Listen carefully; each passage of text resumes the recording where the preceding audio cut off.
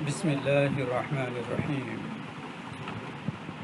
সম্মানিত দর্শক ও শ্রোতামণ্ডলী, আসসালামু আলাইকুম। আমরা প্রত্যেকে গাজার তরে। আজ প্যালেস্টাইন সলিডারি মুভমেন্ট বাংলাদেশ এর উদ্যোগে মার্চ ফর গাজা অনুষ্ঠিত হচ্ছে। কর্মসূচি বিকেল ৩টায় হলেও সকাল হতেই দল মত নির্বিশেষে সকল শ্রেণীর মানুষ, সকল শ্রেণী পেশার মানুষ সোহরাওয়ার্দী উদ্যান, বাইতুল মোকাররম, বাংলা মোটর, শাহবাগ সহ নগরীর বিভিন্ন পয়েন্টে জড়ো হচ্ছে।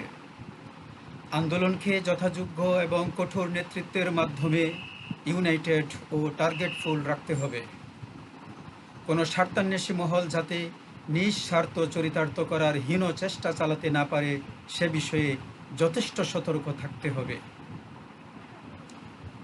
মার্চ ফর গাজার সাথে সাথে মার্চ টু গাজার প্রস্তুতি নিতে হবে, কারণ বিশ্বব্যাপী এত প্রতিবাদের পরও গতকাল শুক্রবারও ইসরায়েল গাজার খান ইউনিসে ভয়াবহ হামলা চালিয়েছে এবং অন্তত ২০ জনকে হত্যা করেছে।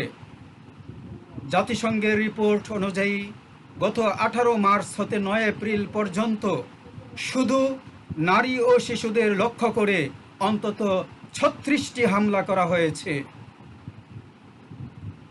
চলমান আন্দোলন প্রতিবাদের মতো অতীতেও বিশ্বব্যাপী বহু তুমুল আন্দোলন প্রতিবাদ হয়েছে, কিন্তু গাজায় নারী শিশু হত্যা বন্ধ হয়নি। তাই সময় এসেছে আগ্রাসী ইসরায়েলের বিরুদ্ধে যুদ্ধ ঘোষণার। এর জন্য বিশ্বব্যাপী একই কর্মসূচির আওতায় আন্দোলন করে ওআইসি, বিশেষত তুরস্ক, মিশর, সৌদি আরব, কাতার, আরব আমিরাত, পাকিস্তান, আফগানিস্তান, মালয়েশিয়াকে চাপ প্রয়োগ করতে হবে। যুদ্ধ ঘোষণার ক্ষেত্রে ওআইসিতে ভেটো দিতে পারে মিশর ও সৌদি আরব। সেক্ষেত্রে বাংলাদেশের বিপ্লবের আদলে রাষ্ট্র দুটিতে সিসি ও এমবিএস এর উৎখাতের লক্ষ্যে অভ্যুত্থান আন্দোলন গড়ে তুলতে হবে এবং সে আন্দোলনের সাপোর্টে বিশ্বজুড়ে ইস্পাত কঠিন আন্দোলন চালিয়ে যেতে হবে। প্রত্যেক দেশের তরুণ যুবকদের নিজ নিজ রাষ্ট্র বরাবর মার্চ টু গাজার জন্য সেফ রুট চেয়ে আবেদন করতে হবে।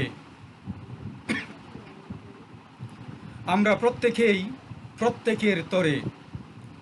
আজ এ পর্যন্তই। আল্লাহ সকলকেই সুস্থ ও নিরাপদ রাখুন, এ প্রত্যাশায় শেষ করছি। আল্লাহ হাফেজ।